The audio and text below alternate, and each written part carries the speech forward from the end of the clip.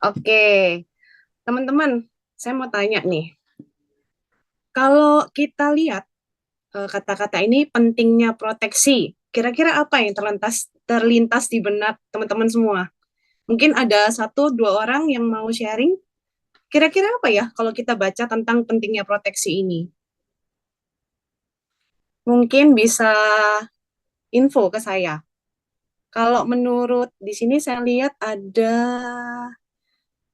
ini ya, Ibu Beka ini ya, Ibu Rebecca ini. Bu Rebecca, menurut Bu Rebecca, proteksi itu apa sih? Pentingnya proteksi itu apa? Bisa sharing ya? Halo, yuk. Sorry aku sambil exercise. Yes, thank you, yes. Kamu dengar aku? Iya, dengar. Halo? Iya, dengar. Halo? Iya, dengar. Oke. Oke, kita itu hidup ya. Kalau ngomong masalah proteksi, pasti ada yang namanya apa ya? Ya kita sudah merencanakan sesuatu itu pasti yang baik. Tetapi terkadang kita lupa bahwa rencana kita itu nggak sempurna gitu ya. Ada yang sesuatu yang memang yang Tuhan kita izinkan gitu. Misalnya kayak sakit, kecelakaan, atau yang lainnya gitu. Nah, itu di luar daripada jangkauan kami gitu ya. Jangkauan kita sebagai personal. Menurut saya, proteksi itu adalah yang tidak kita bisa jangkau. Itu. Jadi harus diproteksi. Oke, thank you, Bu Beka. Lagi dong, satu orang. Siapa yang mau sharing? Kalau kita baca tentang pentingnya proteksi ini, apa yang terlintas di benak kita? Mungkin bisa Bu Nana ya, sharing ya? Malam, Jessica. Iya, halo malam. Ya kalau boleh sharing ya, terima kasih waktunya, Jessica. Kalau dari judulnya pentingnya proteksi. Bicara tentang proteksi itu sendiri, proteksi kan dari bahasa Inggris yang mengatakan tentang keamanan ya, Iya, perlindungan. Simpelnya kalau kita memiliki kendaraan sepeda motor, anggap aja seperti itu. Kita perlu helm kan untuk menjalankan sepeda motor itu. Why? Karena kita nggak pernah tahu gitu loh, di jalan tuh bakal kayak gimana. Salah satu alat proteksi kita ya pakai helm kan seperti itu persepsi saya kalau secara harfiah ya. Namun seperti Bu sebelumnya tadi siapa Bu siapa Bu Beka, Bu Bu Rebecca Beka, ya. Mm-mm. betul sekali Bu Beka mengatakan bahwa kita tidak pernah memprediksi apa yang terjadi ke depannya. Itulah kenapa kita butuh namanya proteksi. Proteksi yang diharapkan di sini adalah sesuatu yang bisa melindungi apa yang sudah kita kerjakan atau apa yang sudah kita kumpulkan. Kayak gitu sepertinya. Agar kita bisa melakukan aktivitas setiap hari itu dengan tenang gitu kali ya, Cia. Setuju Iya, nggak iya. sih? Betul. Wah, thank you ya. Semua teman-teman ini nggak ada yang salah, nggak ada yang benar. Semuanya benar menurut saya. Dan bagus-bagus sekali ya mindsetnya tentang pentingnya proteksi. Nah, dari sini kita mau gambarkan aja ya teman-teman. Kalau kita hidup ini seperti kita sedang memiliki proyek teman-teman. Nah, biasanya kalau kita punya proyek, pasti kan ada dimanapun ya, di pekerjaan, di bisnis, pasti ada yang namanya manajemen risk, ya kan? Di mana itu akan memproteksi bisnis kita. Apa aja risk-risk yang akan terjadi. Dan itu seringkali yang saya lihat itu nggak murah teman-teman. Jadi butuh biaya yang besar untuk manajemen risk, tergantung usahanya apa ya teman-teman. Nah, yang sering terjadi adalah orang-orang yang punya bisnis ini sering mengeluarkan kocek yang lebih dalam dan lebih besar untuk manajemen risk tadi, untuk usahanya, tapi mereka lupa, teman-teman, kalau mereka butuh manajemen risk pada dirinya sendiri. Jadi, untuk diri sendiri sayang, tapi untuk hal-hal lain yang tidak menyangkut diri sendiri, itu mereka nggak sayang, ya kan? Nah, kenapa sih kalau orang itu mikir, ah, aku nanti-nanti aja sih, mendingan usahaku semuanya untuk usaha. Karena seringkali kita lupa, kita ngerasa kita masih muda, kita masih sehat, kita jarang sakit, bahkan lingkungan kita mungkin sehat-sehat semua ya, sehingga itu tidak terpikir dalam hidup kita. Kenapa sih saya bilang teman-teman semua kalau penting banget kita untuk punya proteksi? Karena ini seperti yang kita lihat. di gambar ini ya, teman-teman semua.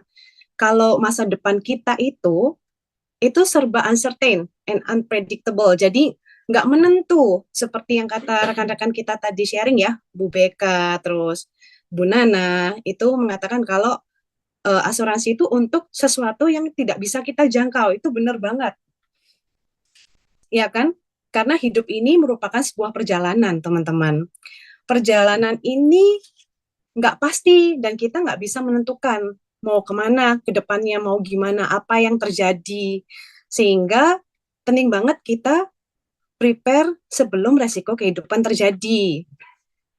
Jadi hidup kita ini selalu akan berkaitan, selama kita hidup ya teman-teman, selalu akan berkaitan dengan resiko kehidupan. Gimana sih teman-teman caranya kita mengelola resiko? Ya kan?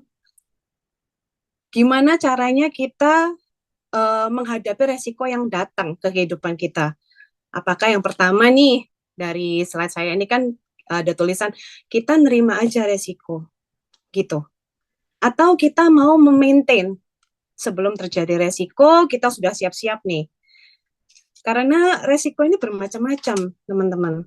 Yang pertama nih, resiko yang mau nggak mau kita harus terima. Contohnya apa? Kayak bencana alam, kayak banjir, gempa bumi. Itu kita mau nggak mau terima ya, teman-teman. Karena gimana? Kita nggak bisa ngelawan apa yang Tuhan mau kan, maksudnya dari alam, dari yang di atas. Kalau bisa sih kita nolak, tapi ternyata kan nggak bisa. Kayak banjir, badai, hujan, gempa bumi. Nah, itu akan terjadi. Yang kedua, resiko apa? Resiko yang bisa dihindari, teman-teman. Nah, kalau yang resiko yang bisa dihindari sih enak, teman-teman. Kita bisa lihat. Contoh, misalnya, kita tahu nih ada badai. Ya jangan keluar, tunggu dulu. Kita berhenti dulu, teman-teman. Ya enggak? Terus, kalau misalnya contoh, kita tahu di luar itu lagi banjir. Nggak mungkin kan kita terjang banjirnya sampai tenggelam. Ya kita jangan keluar dulu. Nah, itu contoh resiko yang bisa kita hindari.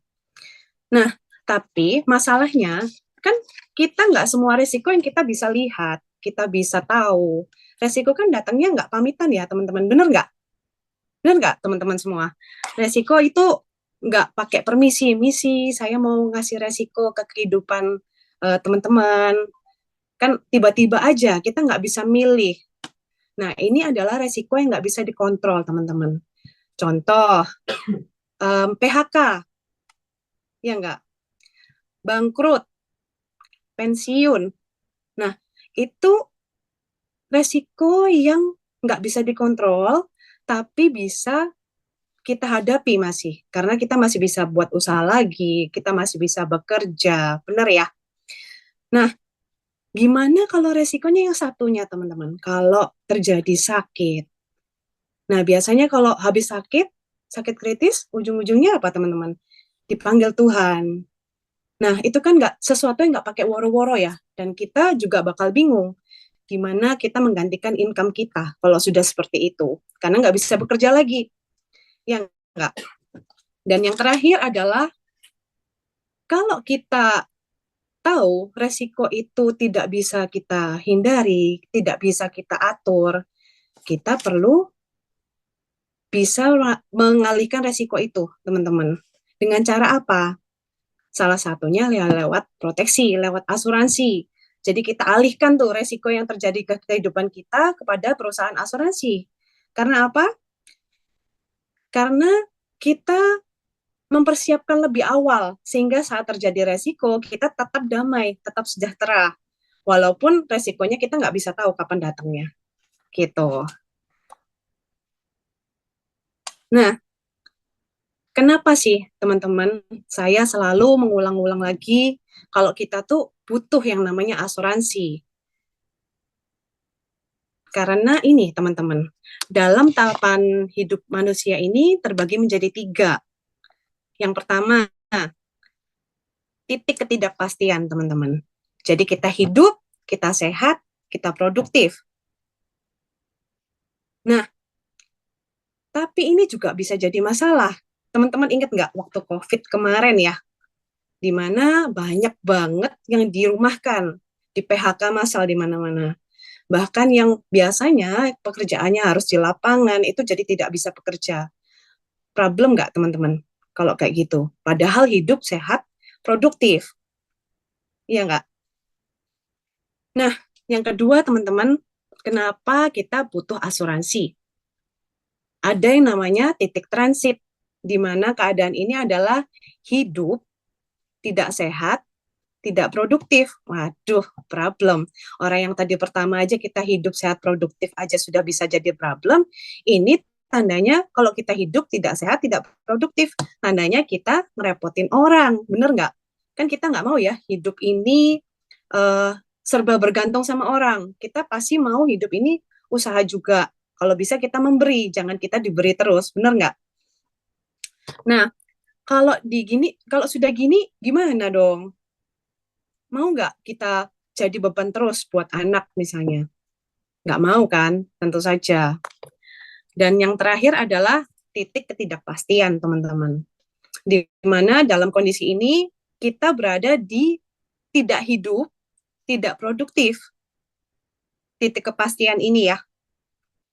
Jadi kalau keadaan ini artinya apa? Kita sudah nggak ada di dunia lagi. Memang sih kita sudah dipanggil Tuhan, sudah nggak ada urusan lagi nih di dunia. Tapi kalau kita cuma mikirin diri kita sendiri, gimana nasib anak, nasib istri yang kita tinggal, mungkin nasib keluarga yang masih bergantung sama kita. Nah, itu namanya egois ya, teman-teman. Benar nggak? Jadi, kapan dong kita mulai melindungi? Karena kita nggak tahu kapan kan resiko terjadi. Kayak yang tadi saya sharing, nggak bisa milih juga resiko itu apa yang mau datang. Saya punya contoh satu cerita ya. Ini salah satu contoh resiko yang tidak bisa kita kontrol. Jadi ini adalah nenek saya. Coba dilihat ya, cantik nggak teman-teman? Ini nenek saya usianya 85 tahun waktu itu. Kalau dilihat dari gambar ini, nenek saya ini masih yang aktif, masih yang ceria, sehat, nggak pikun teman-teman. Jadi orang tua saya, ini nenek dari mama ya. Jadi orang tua saya itu ada 9 saudara, banyak banget. Semua ada cucu, ada cicit. Nenek saya ini hafal satu-satu. Jadi ketika Sinca atau Imlek gitu ya, bagi angpau, selalu ingat, ini untuk si A, ini untuk cicitku yang si B, ini untuk ini. Masih ingat semua. Dan hobinya jalan-jalan, masak. Setiap hari nenek saya ini masak ceritanya. Dan di foto ini, di video call terakhir saya, ini waktu itu nenek saya ini ulang tahun. Jadi saya ucapin ulang tahun. Nah, waktu itu saya nggak nyangka juga sih waktu kita video call sempat nih nanya gimana di insurance gitu. Ya puji Tuhan, saya lancar gitu. Sama kayak cucu sama nenek pada umumnya ya kalau telepon-teleponan. Nah, terus sempat nih nenek saya ngomong, "Oh, kalau seumur seumur aku masih bisa punya asuransi nggak?" Sambil bercanda. Saya bilang, "Aduh, nggak bisa. Soalnya kan udah usia, Mak." Saya manggil emak ya. Sudah usia, Mak, jadi nggak bisa. Iya, pasti mahal ya kalau sudah usia, gitu katanya. Terus kita ketawa cekikan, iya, nggak apa-apa, Mak sehat-sehat aja. Waktu itu saya ngomong kayak gitu. Dan akhirnya video call-nya sudah berakhir. Tanpa saya sadari dan saya tidak duga ya teman-teman. 2 bulan setelah kita video call, saya dapat kabar. Rupanya waktu terakhir kita video call itu nenek saya ini udah sakit, tapi dia nggak mau bilang. Sakitnya, nah di slide ini teman-teman bisa lihat ya, beda banget sama yang ini. Di sini masih ceria, masih bisa ketawa. Di sini sudah lemas. Sakitnya sepele, teman-teman. Tahu nggak karena apa? Sakitnya itu karena cantengan. Apa ya bahasa Indonesia cantengan? Ada yang tahu nggak? Jadi ini nggak bisa disepelein ya teman-teman. Kita kadang nyepelein hal kecil, tapi kita nggak tahu resikonya besar banget. Jadi nenek saya ini cantengan, dia nggak mau diobati. Kayak orang zaman dulu tuh nganggep kalau obat tradisional lebih manjur. Jadi kayak tumbuk daun-daunan ditempelin di lukanya. Akhirnya lukanya infeksi dan akibatnya amputasi. Gitu. Nah waktu itu nenek saya nggak punya asuransi. Jadi apa namanya berakhirnya juga tragis karena biayanya besar banget. Habisnya sekitar kurang lebih hampir 1 M ya. Karena waktu itu kakinya sempat diamputasi karena kondisinya infeksi. Bayangin aja, kalau kita luka biasa aja sudah sakit kan, apalagi kalau ada infeksi. Nah, waktu itu butuh yang namanya pengobatan paliatif, di mana itu habisnya ratusan juta hanya untuk morfin waktu itu. Habisnya lumayan, tapi ujung-ujungnya RIP, meninggal dunia nenek saya. Dan yang bayar itu adalah untungnya mengalihkan resiko bukan ke asuransi, teman-teman. Untungnya ke anaknya sendiri, ya kan? Nah, ini ya, tadi saya sudah sharing keadaan nenek saya, resiko tidak bisa tidak terduga karena kondisinya sehat. Siapa yang sangka meninggalnya karena sakit ini? Nah, saya nggak ngomong berdasarkan fakta, teman-teman. Tapi ini fakta yang terjadi, di mana menurut WHO juga, survei fakta masyarakat Indonesia itu sebelum meninggalnya 90% sakit kritis, teman-teman. Jadi bukan katanya Ibu Yesika, bukan katanya C. Yesika, tapi ini loh, survei WHO sendiri mengatakan 90% meninggal sakit kritis dulu, atau 10%-nya kecelakaan. Nah, ini kan fakta yang terjadi ya, memang benar kalau kita ini rata-rata meninggalnya karena sakit kritis. Coba kalau teman-teman di sini nih, coba sharing. Eh, Keluarganya teman-teman sendiri meninggalnya rata-rata kenapa? Atau relasi. Seringkali kita dengar kenapa saudaranya meninggal misalnya. Oh iya, mungkin serangan jantung mendadak atau kanker gitu. Tiba-tiba aja stadium 3. Benar nggak? Nah, untuk itu makanya kita butuh untuk prepare dari awal, teman-teman. Punyalah proteksi. Karena kita nggak bisa milih, nggak tahu kapan datangnya, nggak nggak pakai permisi, resiko itu datang, teman-teman. Gitu ya. Nah, lanjut. Saat resiko terjadi, seperti yang nenek saya tadi saya sharing ya, dan butuh hampir 1 miliar. Bisa nggak sih, teman-teman, kita tawar sama rumah sakitnya? Eh, eh, sus, tolong sus, saya tunda dulu deh bayarnya, bisa nggak? Saya nggak ada duit sus sekarang. Saya maunya mungkin tahun depan boleh, tahun depan. Saya kumpulin uang dulu ya. Udah pasti nggak bisa, teman-teman. Jadi sudah resiko datang, nggak bisa ditunda bayarnya, otomatis harus sedia. Kayak nenek saya tadi, harus anaknya sedia. Hampir 1 M itu biayanya. Dan itu nggak bisa ditunda, harus saat itu juga. Karena kan sudah kondisi di mana kaki infeksi harus segera ditangani ya teman-teman, nggak bisa ditunda. Kalau nggak, rumah sakit nggak mau melakukan treatment, nggak mau melakukan operasi. Jadi hard case harus siap. Nah, PR banget kan teman-teman. Iya kalau kita sedia nih 1 M, kalau kita nggak siap gimana? Gitu ya. Nah, seandainya teman-teman saya ini tahu nenek saya tuh bakal membutuhkan uang 1 M, atau seandainya nenek saya tahu atau keluarga kita tahu lebih awal sebelum usianya 85 ya, karena kalau mau buka asuransi umur 85 tentu aja udah nggak bisa. Pastikan kita milihnya yang mana? Milih mempersiapkan lebih awal. Nah, seperti di sini nih, kita bisa cicilan. Mau nggak? Kita kalau nyiapkan lebih awal itu, kita bisa dicicil 20 tahun, bunganya 0%, diskonnya 70%. Nah, gila banget kan? Kalau misalnya kita hebat banget nih.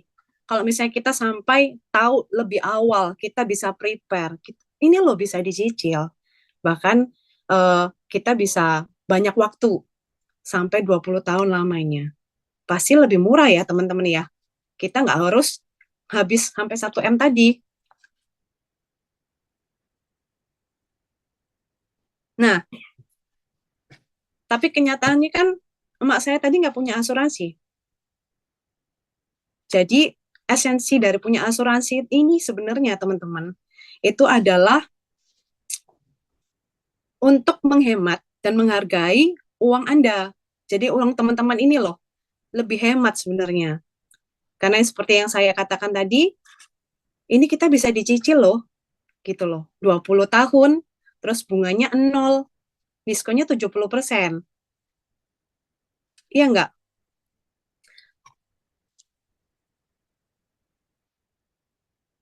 Jadi sebenarnya kalau teman-teman ini milihnya mau yang mana nih? Mau langsung bayar cash, kayak tadi yang di slide saya yang ini, 1M, atau milih yang 20 tahun? Coba, saya mau tahu nih suaranya ya, teman-teman ya. Eh, kalau Bu Shirley ini kira-kira kalau misalnya tahu lebih awal, prepare lebih awal, lebih milih mana Bu Shirley? Sedia 1M kayak yang keluarga saya tadi bayarin nenek saya, atau milih yang cicilan nih Bu Shirley?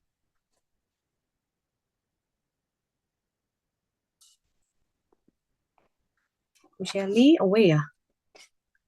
Ini saya mau stop share screen dulu.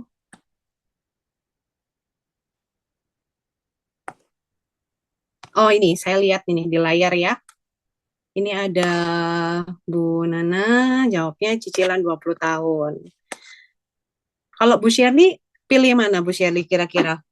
Mau bayar langsung cash, cash keras 1M, atau Bu Shirley mau milih nih, nyicil?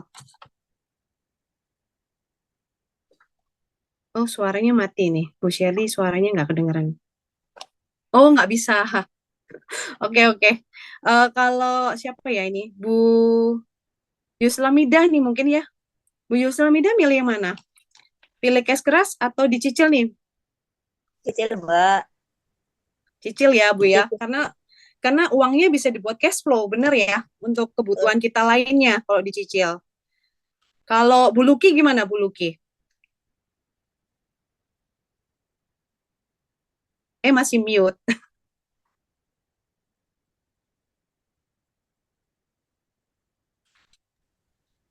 Dicicil tuh. Dicicil. Iya. Iya, supaya nggak langsung besar ya Bu ya. Kayak uang kaget gitu ya. Ya. Iya, thank you teman-teman. Ini saya lanjut lagi ya. Oh ini Ibu Shirley jawab lewat chatting. Cicil 20 tahun tanpa bunga plus diskon. Iya dong, namanya kita ibu-ibu apalagi ya, paling suka yang namanya diskon-diskon ya.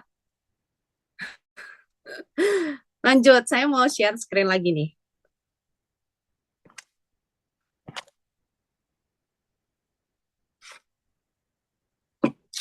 Nah, teman-teman, kalau teman-teman tadi milih milih cicilan, nah berarti teman-teman semua ini sudah paham esensi dari asuransi.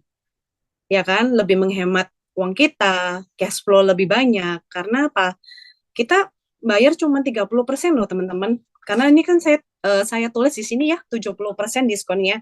Jadi kita hanya menyisihkan 30% dari penghasilan kita sebenarnya. Tapi kita sudah bisa terlindungi dengan baik gitu.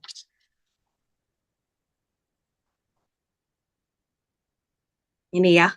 Jadi esensi dari asuransi itu value for your money, di mana asuransi itu bisa menghemat uang Anda, teman-teman. Nah, ini dia. Tahu nggak sih teman-teman semua, kalau kita ini, setiap orang ini sudah punya yang namanya asuransi. Tanpa premi bulanan, tanpa medical check up, klaim pasti dibayar. Tuh, hebat nggak?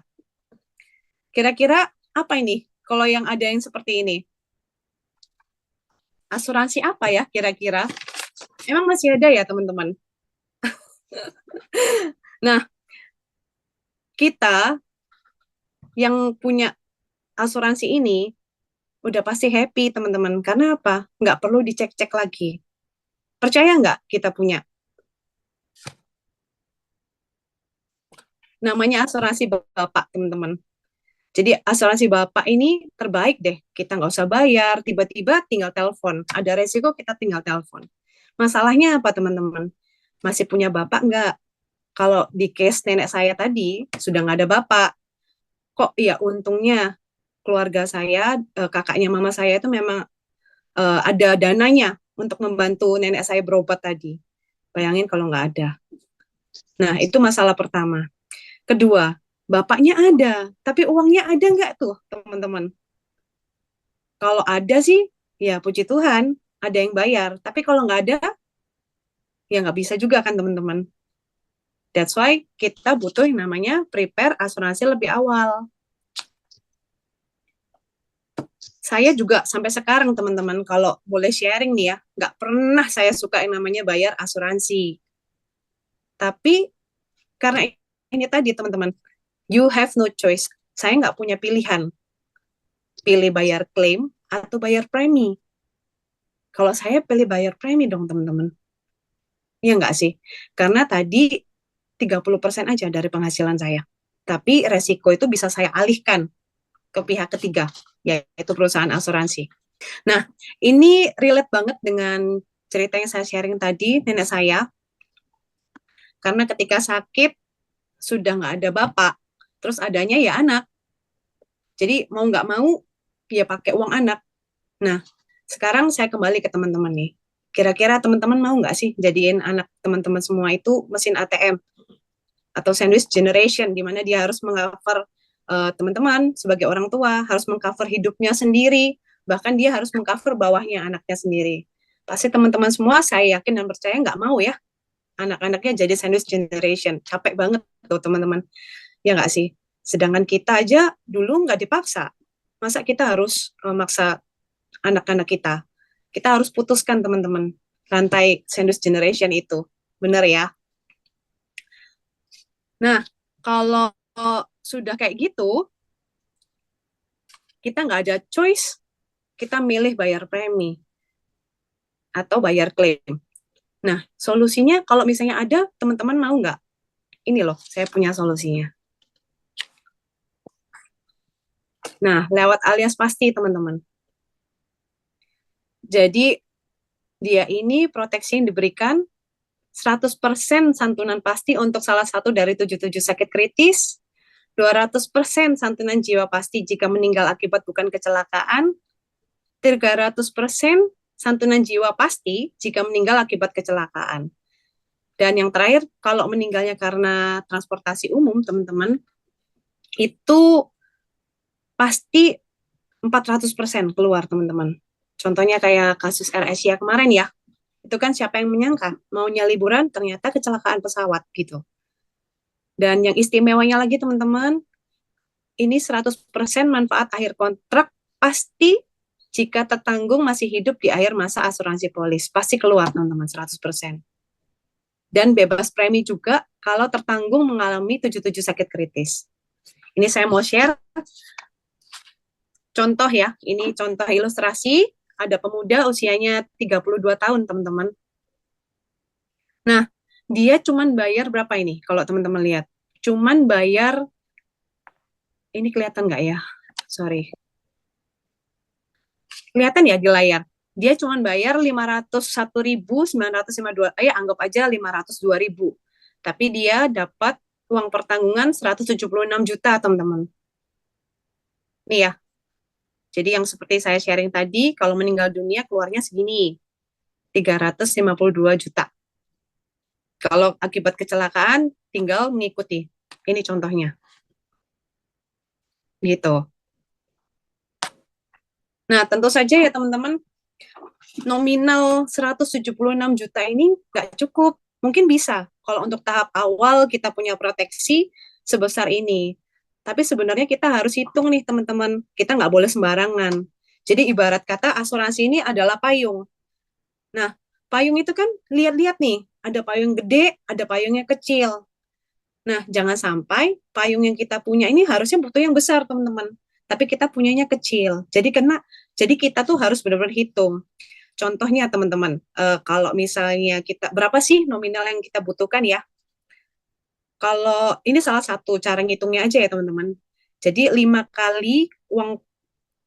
kali penghasilan annual kita kalau untuk sakit kritis. Jadi untuk menggantikan income kita. Kenapa sih kita harus 5 tahun minimal untuk sakit kritis? Let's say sakitnya misalnya stroke. Tentu aja orang stroke itu kan butuh yang namanya pemulihan ya teman-teman, tergantung ringan atau parahnya penyakitnya. Nah, rata-rata orang stroke itu butuh waktu 5 tahun teman-teman untuk memulihkan. Nah, otomatis kalau dia butuh 5 tahun, dia kan nggak bisa bekerja nih. Jadi dia nggak berpenghasilan selama 5 tahun. That's why minimal 5 tahun dari penghasilan tahunan kita kalau untuk sakit kritis. Itu kalau dia sembuh. Kita ini nggak ngitung ini ya teman-teman, nggak ngitung inflasi, kita nggak ngitung pajak dan lain-lain. Kita cuma ngitung menurut penghasilan kita. Ini cara sederhana aja. Terus kalau cara yang satunya adalah 10 kali annual penghasilan kita gitu. Itu untuk apa? Ketika terjadi RIP atau meninggal dunia, maka kita ini akan bisa menunaikan kewajiban kita kepada keluarga, kepada anak. Mungkin kita mau ada utang usaha, nah itu bisa terbayarkan dari uang pertanggungan itu teman-teman. Minimal 10 kali. Nah, kalau sudah kita prepare kayak gini, kita udah ngomong butuh sekian, tentu saja kita butuh yang namanya persiapan. Kita butuh biaya ya. Nah, caranya gimana? Kerja di bisnis ini teman-teman. Supaya kita bisa memenuhi kebutuhan proteksi kita tadi. Bener nggak? Gitu ya. Nah, lanjut. Saya mau sharing.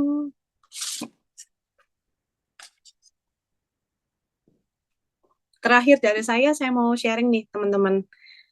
Kita ini kan rata-rata suka ya, atau sering kalilah kita dengar banyak orang yang menunda proteksi. Padahal kita nggak tahu nih, kapan, kayak yang tadi saya sharing di awal ya, kapan datangnya, mau resiko apa yang terjadi, mau seperti apa sakitnya atau peristiwanya, kan kita nggak tahu ya. Nah, salah satu contohnya itu sebenarnya saya sendiri, teman-teman. Apa sih yang membuat saya ini turning point-nya sehingga saya ini akhirnya memiliki proteksi? Nah, saya waktu itu ditawari teman-teman asuransi. Saya ngerasa nggak butuh nih asuransi. Saya masih sehat, jarang sakit, ya nggak. Saya punya proteksi yang lengkap di kantor, gitu. Saya merasa, oh iya, kantor saya punya asuransi. Dulu kan saya bekerja di salah satu perusahaan swasta ya, teman-teman. Jadi di perusahaan saya itu puji Tuhan lengkap, ada asuransi kesehatan, ada BPJS. Saya menyepelekan itu semua. Oh iya, gitu. Saya punya. Jadi saya nggak mau nih waktu ditawarin insurance waktu itu yang datang ke saya itu Bu Yunike sama itu mentor saya dan Bu Shirley. Jadi datang, saya ditawarin, saya alasan dan saya juga nggak mau nih polis saya di review. Saya ngomong, oh saya sudah punya karena saya takut bayar premi. Jadi saya nunggu nih 6 bulan lamanya. Saya tunda. One day saya ngerasa perut saya kok kayak masuk angin ya. Nggak pernah aneh kayak gini. Atau ini mungkin PMS mungkin ya. Saya pikir gitu. Atau masuk angin mungkin. Tapi lama-lama sakit teman-teman. Sampai akhirnya saya harus masuk IGD waktu itu. Nah, waktu saya masuk IGD itu, ternyata hasil diagnosanya adalah sakitnya usus buntu waktu itu ya. Kurang lebih habis sekitar 30 juta.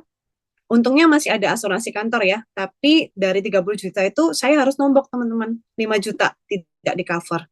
Coba waktu itu saya punya proteksi asuransi kesehatan ya, otomatis saya nggak perlu nombok karena di cover semua pasti. Benar nggak? Nah akhirnya waktu dalam kondisi sakit itu, saya dapat kabar lagi teman-teman.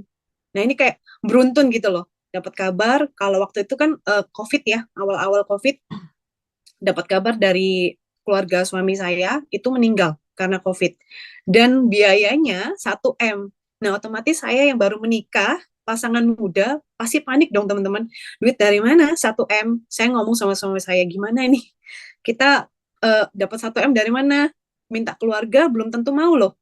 Orang nyata aja lah, kita ngomong mau pinjam 500 ribu aja ditanyanya kayak detektif, ya nggak sih? Terus akhirnya waktu itu saya telepon nih, si Bu Yunike, mentor saya. Halo, C, minta tolong ini dibukakan polis.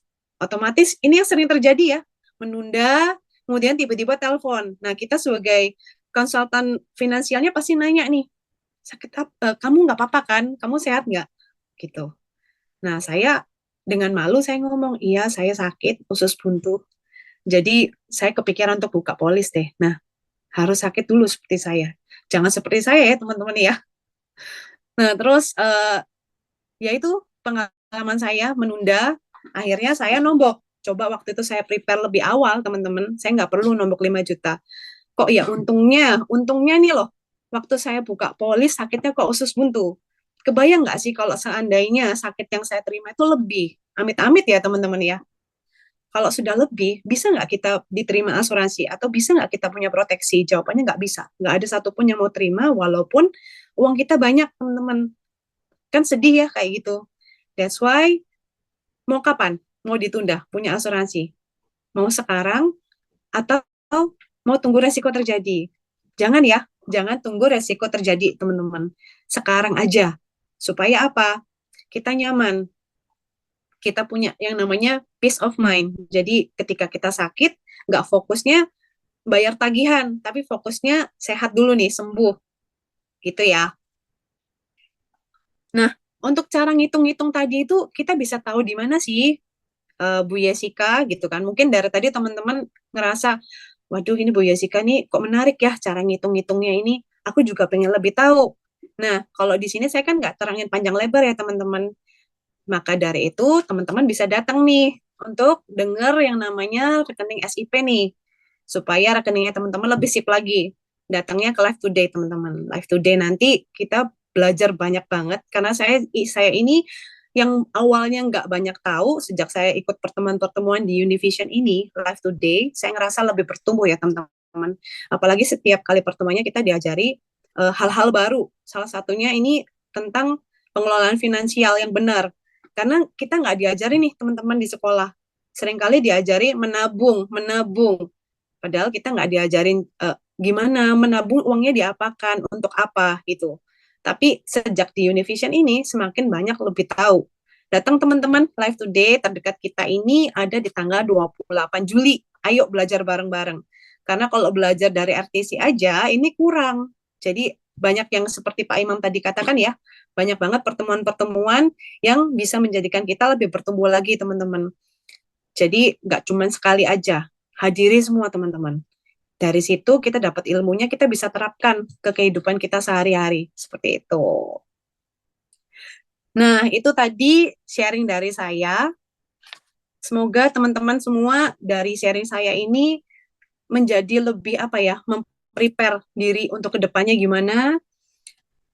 Tahu kalau asuransi itu penting, coba cek lagi polis-polisnya teman-teman semua. Kalau memang dirasa masih belum punya asuransi, ayo punya asuransi cepat. Karena proteksi ini penting banget teman-teman. Supaya kita ini yang bekerja keras nih, bekerja susah payah ngumpulin uang.